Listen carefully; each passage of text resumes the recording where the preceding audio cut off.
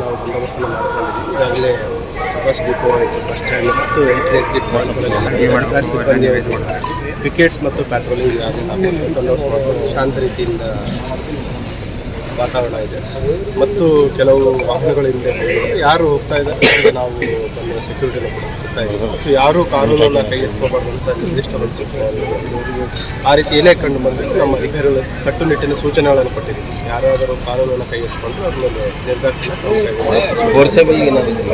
ಇಲ್ಲಿವರೆಗೆ ಯಾವ ರೀತಿ ಅತ್ಯಾಕ್ರಮವಾಗಿ ಬಂದ್ ಮಾಡುವಂಥದ್ದು ಅಥವಾ ಕಾನೂನು ಕೈ ಎತ್ಕೊಳ್ಳುವಂಥ ಘಟನೆ ಯಾವುದು ತಿಳಿದು ಬಸ್ ಮೂವ್ಮೆಂಟ್ ಆಗ್ತಾಯಿದೆ ಸರ್. ಸಾರಿಗೆ ಅಧಿಕಾರಿಗಳ ಜೊತೆ ಸಂಪರ್ಕ ಮಾಡಿದ್ವಿ. ಅಲ್ಲಿ ಮಾಡಿದ ಪ್ರಕಾರ ಕೆಲವು ವಾಹನಗಳು ಹೋಗಿದ್ದಾರೆ, ಬಟ್ 90% ವಾಹನಗಳು ಮೂವ್ ಆಗ್ತಾ ಇಲ್ಲ ಅಂತ ತಿಳಿಸಿದ್ದಾರೆ. ಮತ್ತು ಈಗ ಇತರೆ ಅಧಿಕಾರಿಗಳ ಜೊತೆ ಸಂಪರ್ಕದಲ್ಲಿದೆ. RTO ಮತ್ತು ಬೇರೆ ಬೇರೆ ಇಲಾಖೆಗಳ ಅಧಿಕಾರಿಗಳ ಜೊತೆ ಪರ್ಯಾಯ ವ್ಯವಸ್ಥೆಗಳ ಬಗ್ಗೆ ನಾವು ಕ್ರಮವನ್ನು ಈಗ ಹೊರಗಡೆ ಕೆಲವೊಂದಷ್ಟು ಆಟೋಗಳು ಇದನ್ನೇ ಅಂದರೆ ಈಗ ಮೂವ್ಮೆಂಟ್ ಆಗದೆ. ಮತ್ತು ಈಗಾಗಲೇ ನಾವು RTO ಮತ್ತು ಇತರೆ ಅಧಿಕಾರಿಗಳ ಜೊತೆ ಸಭೆಯೂ ಕೂಡ ಮಾಡಿದ್ವಿ.